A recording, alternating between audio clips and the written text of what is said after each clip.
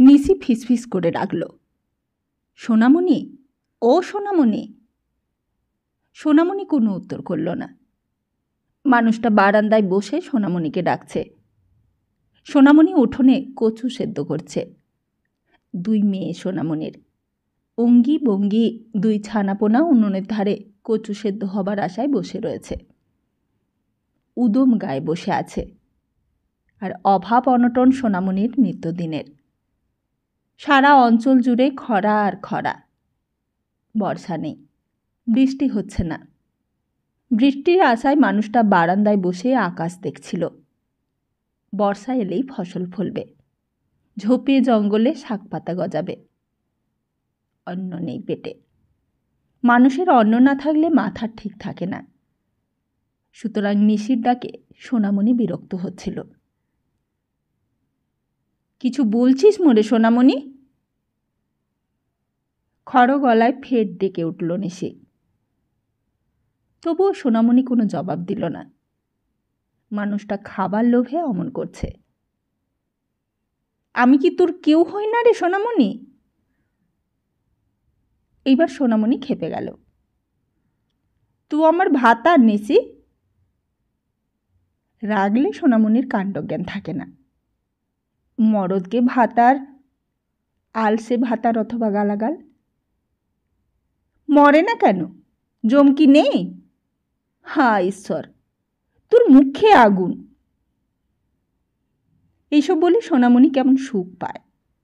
সুখ পেলে তখন কাণ্ডজ্ঞান থাকে না। হাঁটুর ওপর কাপড় তুলে কটু বাক্য বর্ষণ। বারান্দা থেকে অল্প জ্যোৎস্নায় নিশি টের পেল সোনামণি এইবার হাঁটুর ওপর কাপড় তুলে কটু বাক্য বর্ষণ করবে। ভয়ে নিশির গলা প্রায় কাঠ হয়ে গেল। সে ভয়ে ভয়ে বলল, রাগ করিস না সোনামণি, তুই একটা কথা বললে রাগ করে নিবি না তো? মরণ।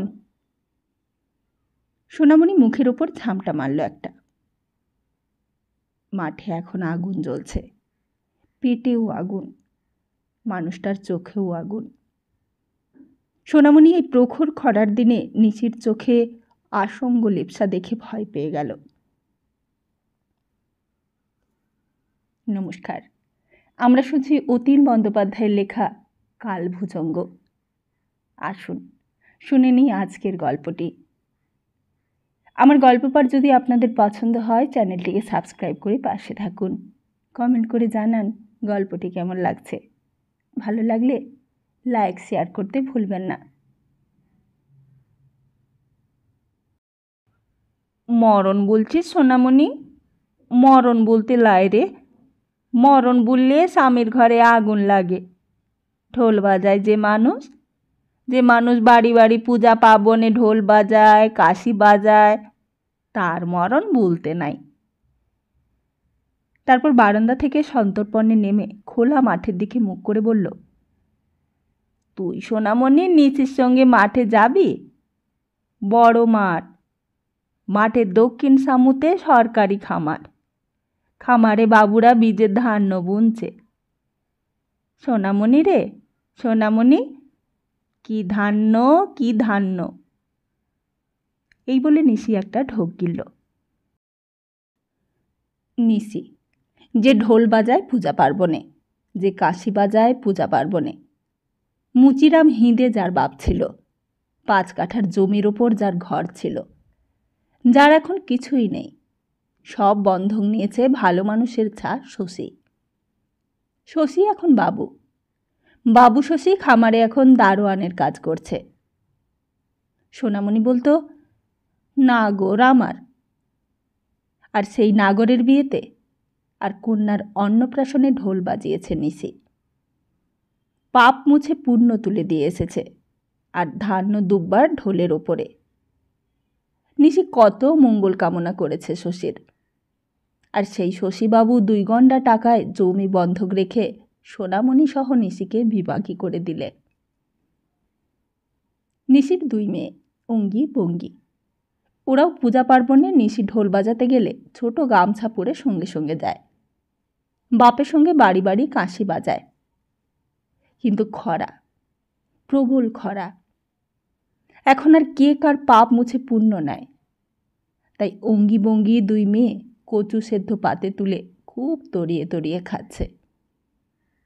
বোধহয় দুই মেয়ের তরিয়ে তরিয়ে খাওয়া দেখে নিশি আগুন হয়ে উঠেছিল। পেটে আগুন, পিঠে আগুন, সারা মাঠময় শুধু আগুন ছড়িয়ে আছে, ক্ষুধার আগুন। নিশি ক্রমশই ধৈর্য হারিয়ে ফেলছিল। সোনামণি, শুনতে পেয়েছিস? দুই মেয়ের খাওয়া দেখে সহ্য হচ্ছে না মানুষটার। সোনামণিও আগুন হয়ে আছে ভেতরে ভেতরে। সে দাঁত শক্ত করে বলল, শুনতে পেয়েছিস নাগর?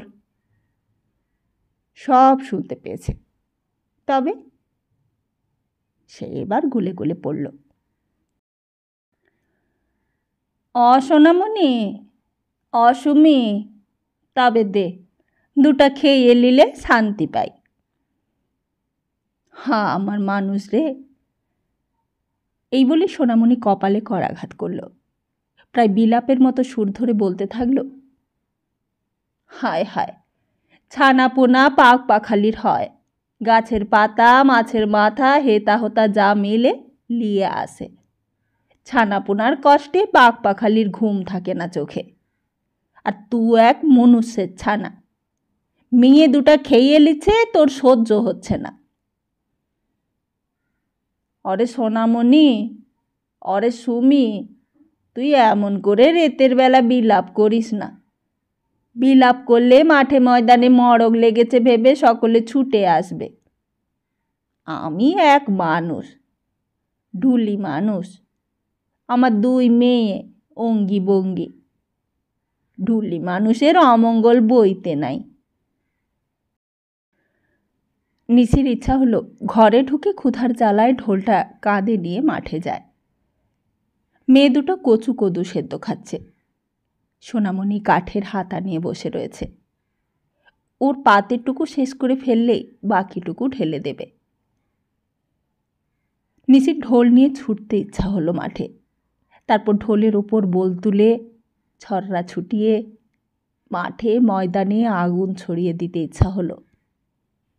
খরার আতঙ্কে সোনামণির গলা টিপে ধরতে ইচ্ছা হলো।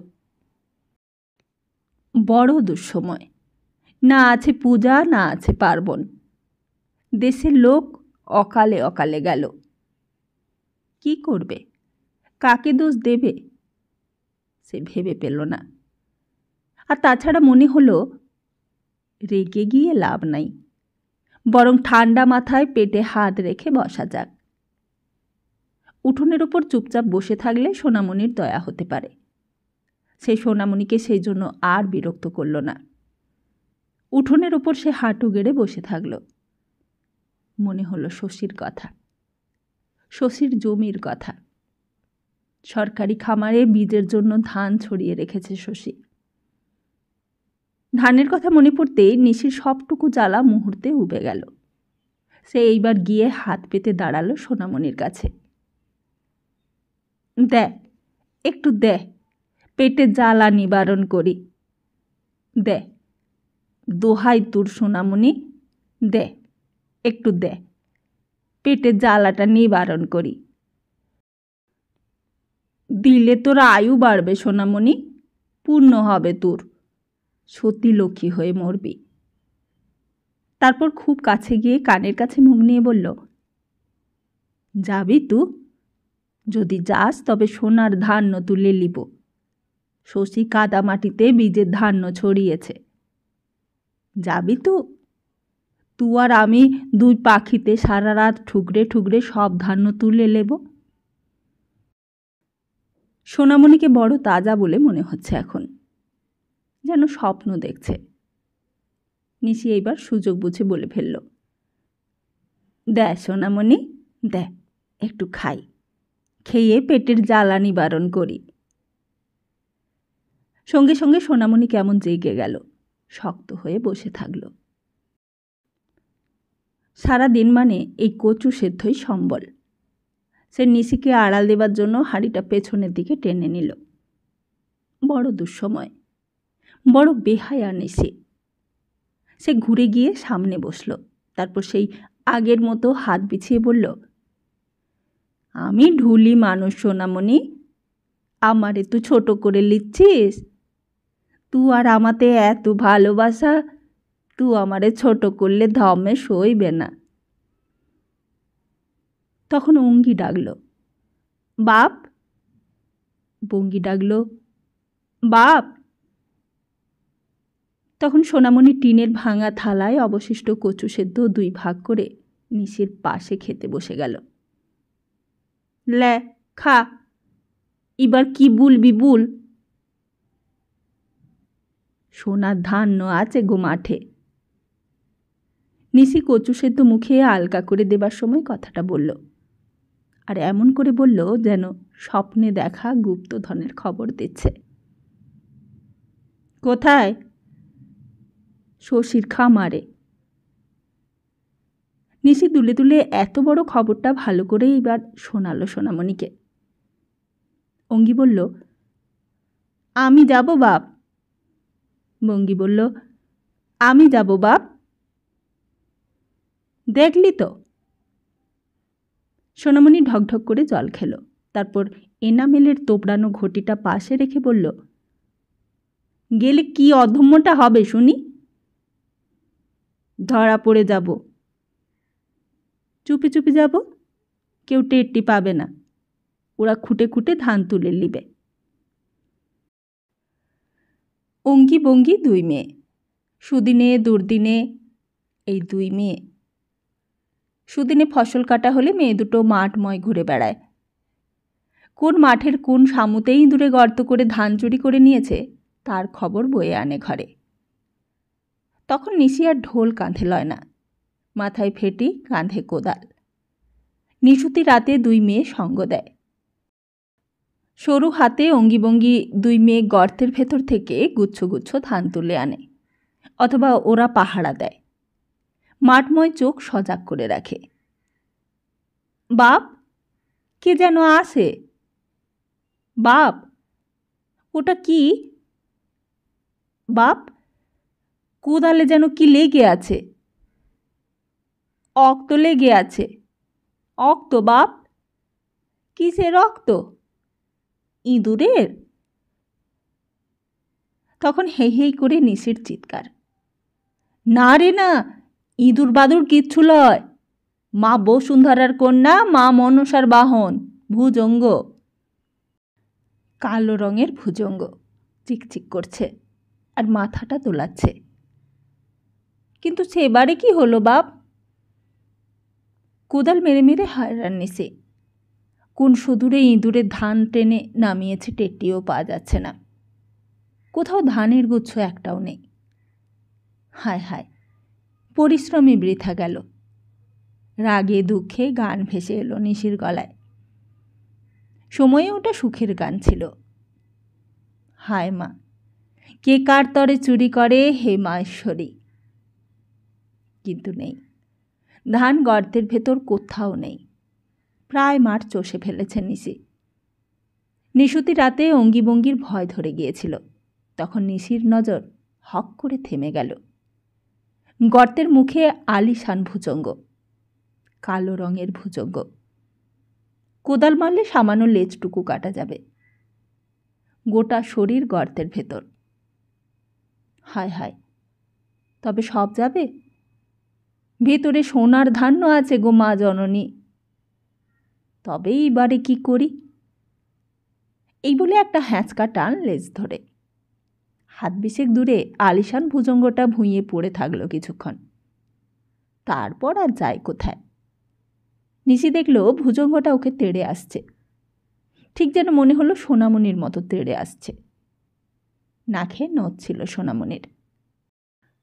বালির চরে সোনামণি হক করে কাকে কামড়ে দিয়েছিল। বুঝি শশীকে, বুঝি নিশিকে এখন কামড়ায়। নিশি ছুটতে থাকলো, ঘুরতে থাকলো।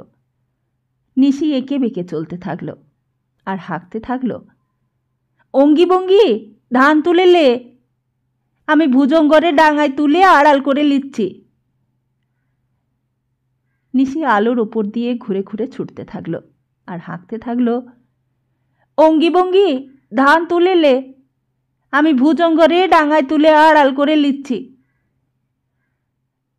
নিচি আলের ওপর দিয়ে ঘুরে ঘুরে ছুটতে থাকলো। অঙ্গি বঙ্গি নাছড়বন্দা। ওরা যাবেই। মৃগয়াতে বাপ যাবে, সঙ্গে মা সোনামণি যাবে। ওরা যাবে না কেমন করে হয়? সুতরাং অঙ্গি গেল, বঙ্গিও গেল, আর সঙ্গে মা সোনামণি এক কাপড়ে মাঠে নেমে গেল। কিছুই আর সম্বল নেই সোনামণির। এক কাপড়ে এক আঁচলে ওকে সব সংগ্রহ করে আনতে হয়। নিশি কাঁধে গামছা ফেলে কোমরে নেংটি এঁটে সকলের আগে আগে চলল, আর গান ধরল সুখের গান। কে কার তরে চুরি করে হে মা ঈশ্বরী। গহন মাঠ। দূরে লণ্ঠন নিয়ে শশী খামারে উঠে যাচ্ছে। সে মাঠের ভেতর একটা ভাঙা টিন বেঁধে রেখেছে। টিনটা থেকে থেকে বেজে উঠছিল। একটা দড়ি, লম্বা মতো দড়ি, মাথার উপর দিয়ে টেনে নিয়ে গেছে খামারে। শশী থেকে থেকে টিনটা বাজায়। নদী থেকে, বিল থেকে পাখপাখালি উড়ে আসার সম্ভাবনা। বীজধান বুনে শশীর চোখে ঘুম নেই। যখন দেশে আকাল, যখন দেশে শস্য মিলছে না, ইঁদুরে বাদুড়ে শস্য খেয়ে নিতে কতক্ষণ। শশী খামারে বসে এখন শুধু টিন বাজাবে। নিশুতি রাতে শব্দটা বড় ভুতুড়ে মনে হয়। মনে হয় যেন কেউ মাঠময় আকালের ঘণ্টা বাজাচ্ছে। পাখপাখালিরা আকালের ভয়ে আর নদী বিল থেকে উঠতে সাহস পায় না। ওরা তখন তার কাঁটার বেড়াটা পার হচ্ছিল, আর ঠিক তখনই টিনটা বেজে উঠল। ঝনঝন করে বেজে উঠল। মাথার উপর দড়িটা অনেক দূরে টেলিগ্রাফের তারের মতো চলে গেছে। শশী খামারে বসে দড়ি টানছে। নিশি পায়ের ওপর ভর করে দেখালো, ওই যে হোথা, ভুঁইয়ে সোনার ধান্য। অঙ্গি বলল, কোথা রে বাপ? ভঙ্গি বলল, কোনটিতে? নিশি বলল, ওই যে, দেখতে পেয়েছিস না? ওরা পা টিপে টিপে হাঁটছিল। শশীর দড়ি ওদের মাথার ওপর।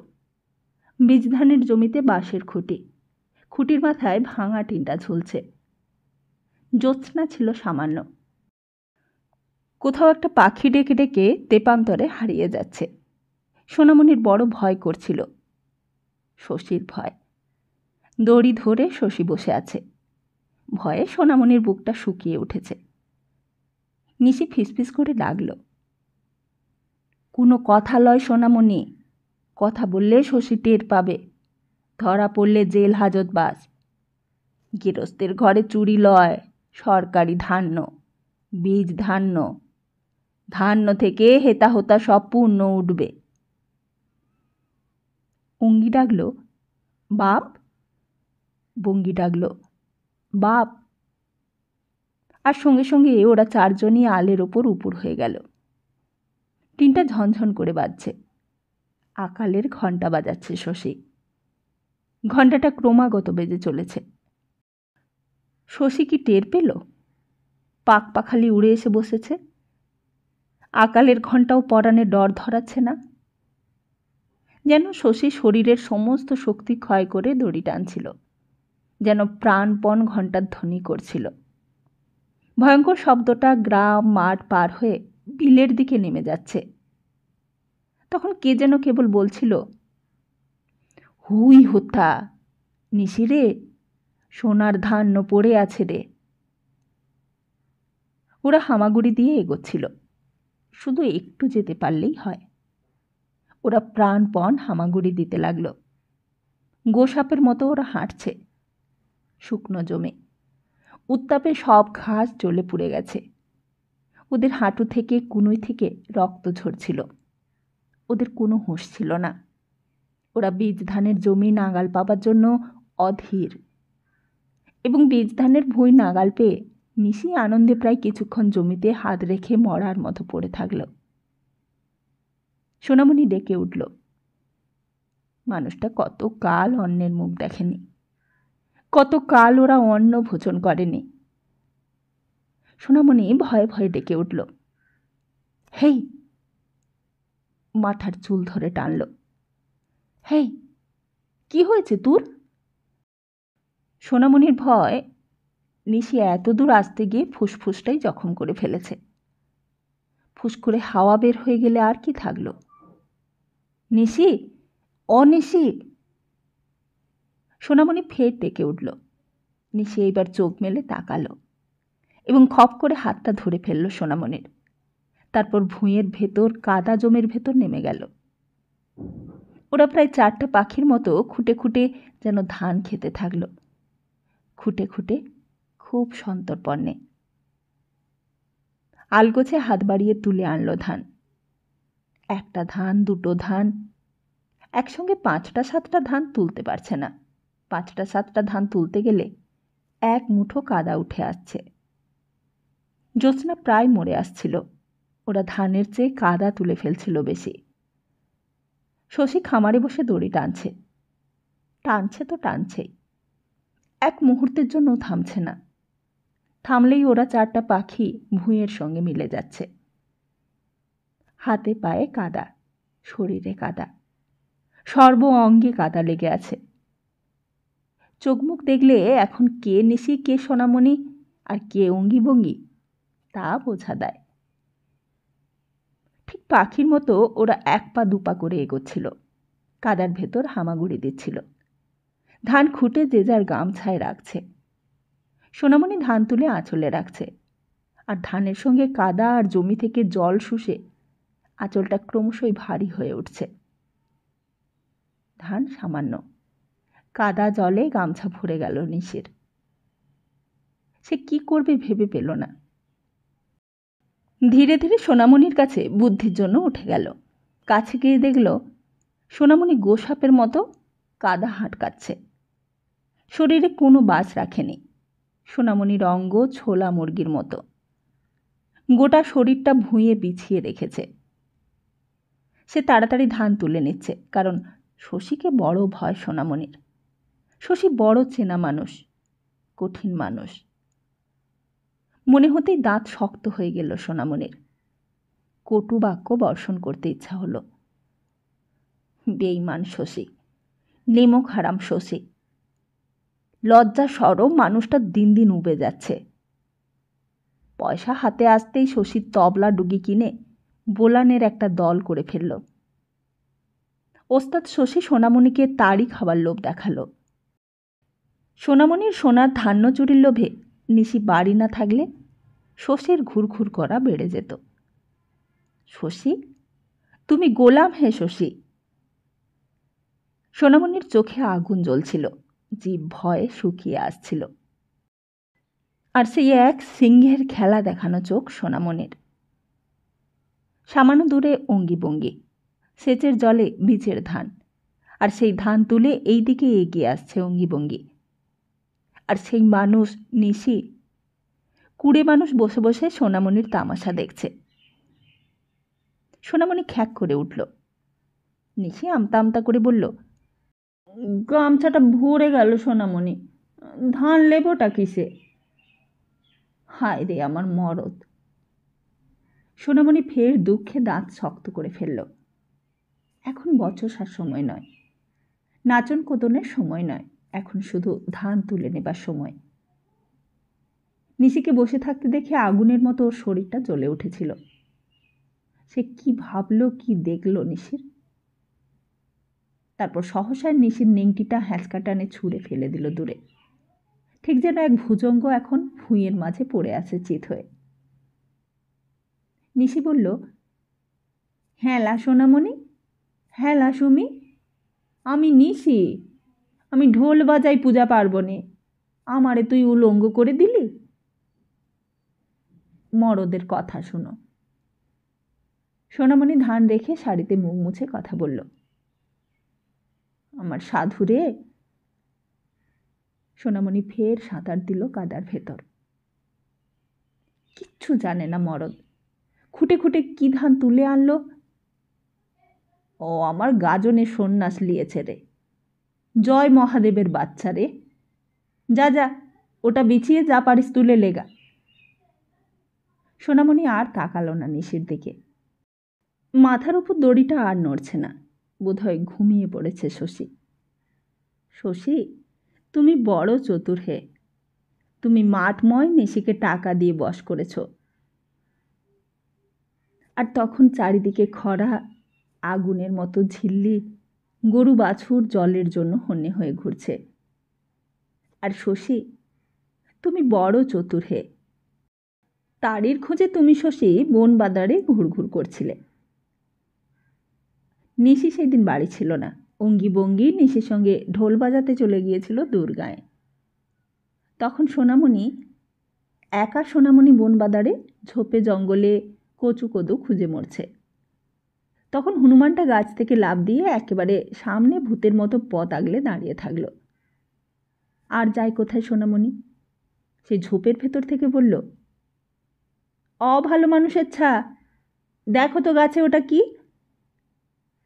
আর যখন লোকটা গাছ দেখতে গিয়ে বলল, কই, কোথাও তো কিছু দেখতে পাচ্ছি না রে সোনামণি। কই রে, কি দেখালি তুই? কি দেখাবি তুই আমারে? তখন সোনামণি তাড়াতাড়ি ঝোপ থেকে বের হবার ফাঁক খুঁজছে। বের হবার জন্য প্রাণপণ চেষ্টা করছে। সব লতাপাতার ঝোপ। কোনো রকম লতাপাতা গা থেকে সরিয়ে মাঠে নেমে যাবার চেষ্টা করছে এবং বলছে, দেখ দেখ, গাছের মাথায় পাখি, পাখিটা ডিম পাড়ছে, দেখ। কিন্তু হায়, মানুষটা গাছ দেখছে না, সে সোনামণিকে দেখছে। আমি বলি, ঝোপের ভেতর কি খচখচ করছে, দেখি নিশির বউ সোনামণি। এই বলে মুখটা ঝোপের কাছে নিয়ে গিয়ে হা হা করে হেসে উঠল। কথা শুনে সোনামণি বলল, অত হাস্য ভালো লয় শশী। কেমন শুকনো গলায় কথাটা বলল এবং ঝোপের ভেতর একটা পাখি হয়ে বসে থাকল। চিৎকারও করতে পারল না। কেউ কোথাও নেই। এই ভর দুপুরে এত বড় মাঠে খরা বলে কেউ নেই। মাঠে আগুন জ্বলছে। শশীর সুদের কথা মনে হলো। সঙ্গে সঙ্গে শশী সেই যেন এক আলিশান ভুজঙ্গ, হামাগুড়ি দিয়ে ঝোপের ভেতর ঢুকতে চাইছে। সোনামণি বলল, ও মা গো। এই বলে ফুরুত করে মাঠের ভেতর উড়ে যেতেই খপ করে আলিশান ভুজঙ্গটা ওর একটা পা কামড়ে ধরল। পাখিটা গাছে ডিম পাড়ে, বড় বড় ডিম, মুরগির মতো ডিম। তারপর সোনামণির শরীরের ভেতর কোথাও না কোথাও ডিম আছে। মুরগির ডিম লুকোনো আছে। সোনামণির শরীরে মুরগির ডিম লুকিয়ে রেখেছে। আর যায় কোথায়? শশী ডিমের জন্য ডিম বের করার লালসায় ওকে তছনছ করে দিতে গিয়ে দেখল সোনামণি ওর হাতে কামড় বসিয়ে দিয়েছে। সোনামণির চোখ দুটো কাল ভুজঙ্গের মতো ফোঁস করছিল তখন। সোনামণির কাণ্ডজ্ঞান ছিল না। কচু কদু ফেলে সোনামণি একসময় ছুটতে থাকল। নিশি এখনও পাশে রয়েছে। ওকে সোনামণি টান মেরে উলঙ্গ করে দিল।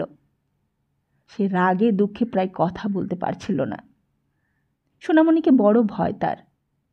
তবুও কাতর গলায় বলল, আমি ঢোল বাজাই, পাপ ফেলে পুণ্য আনি, তুই আমারে সোনামণি উলঙ্গ করে দিলি? সোনামণি ধান দেখে রসে বসে আছে। ওর সব দুঃখ কষ্ট এই ধান। এই ধান হরণ করে নিয়েছে। সে উল্লাসে প্রায় নিচু গলায় গান ধরেছিল, হায় মা, কে কার তরে চুরি করে হে মা ঈশ্বরী।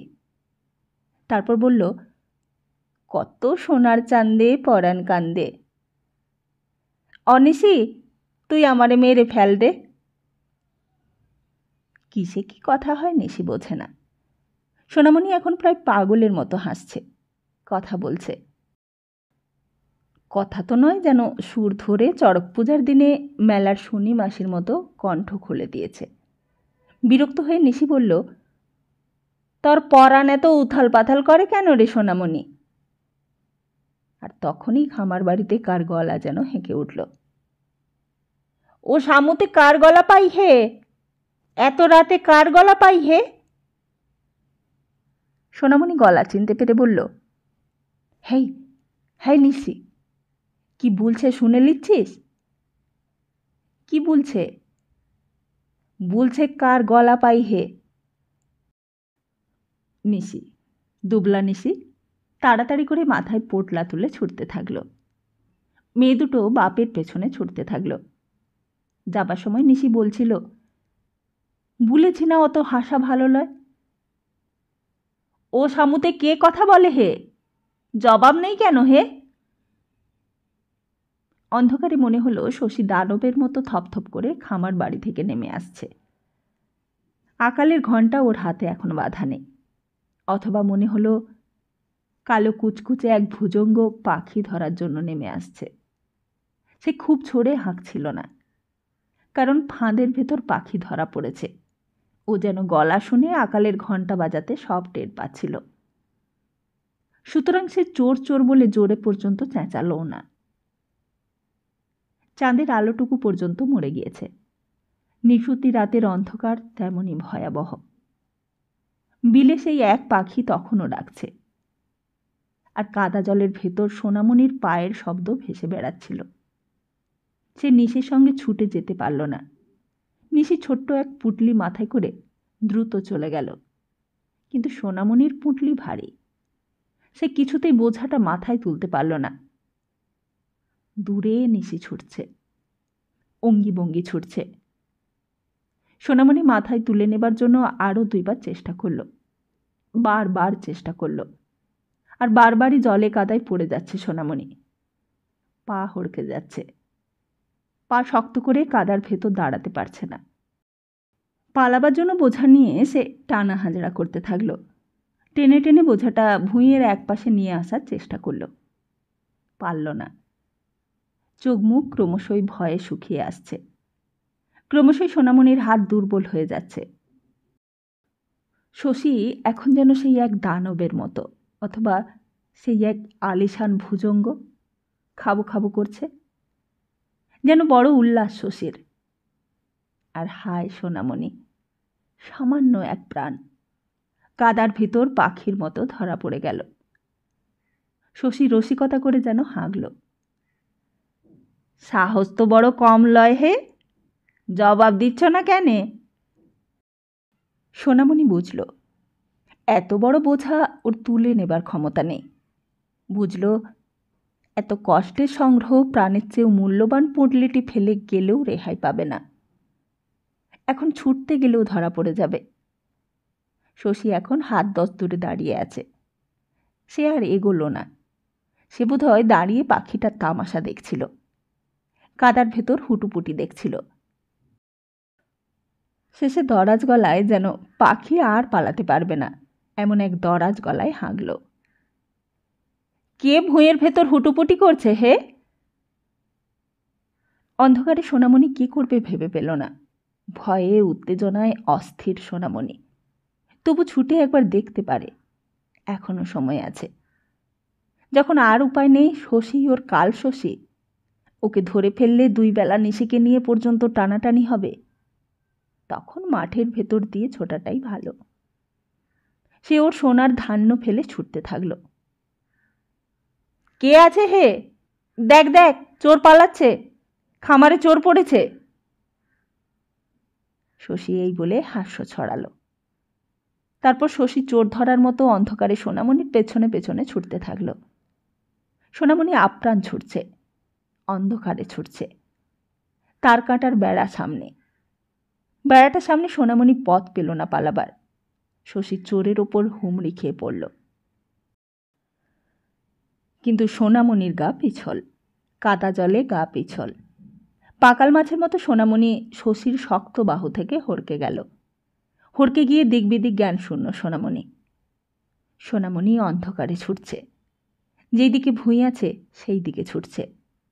আর সেই অন্ধকারে মাঠের ভেতর দাঁড়িয়ে 2 হাত উপরে তুলে জনহীন প্রান্তরে শশী চিৎকার করে উঠল, তুমি সোনামণি, তুমি জানো না আমি শশী, আমি কাল শশী, তোমাকে আমি ফাঁদে ফেলেছি হে সোনামণি।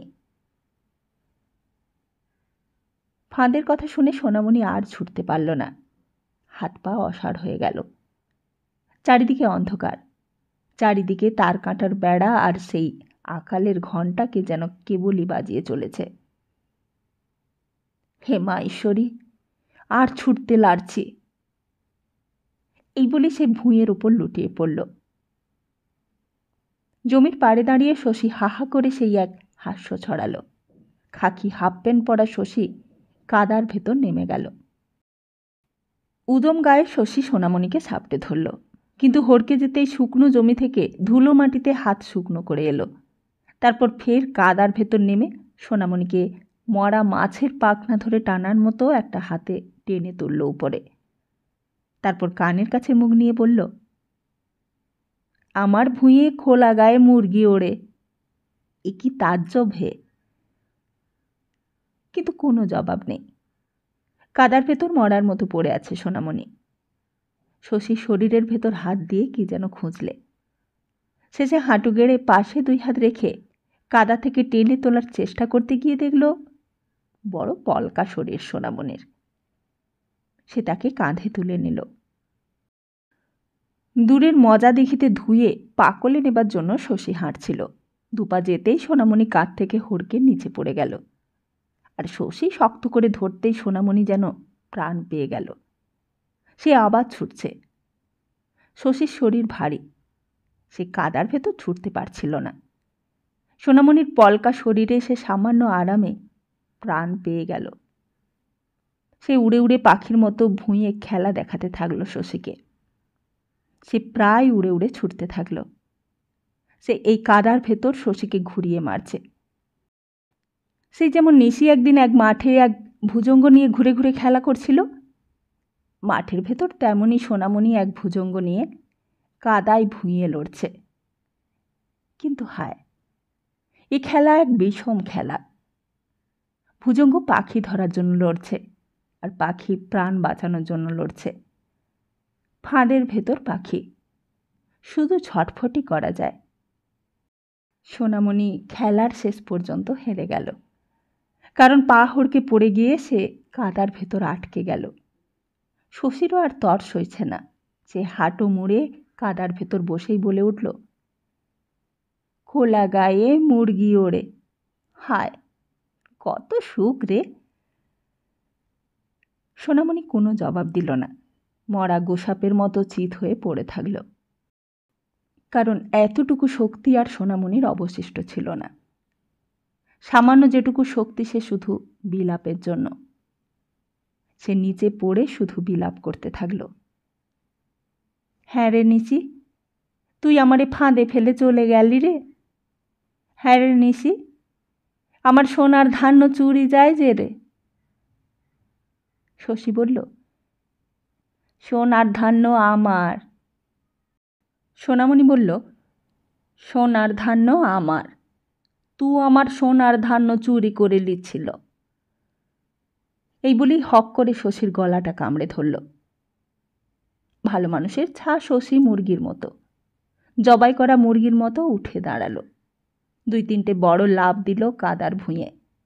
পাগলের মতো 2 হাত উপরে তুলে ঘুরে ঘুরে শেষে এক আলিশান ভুজঙ্গের মতো লুটিয়ে পড়ল।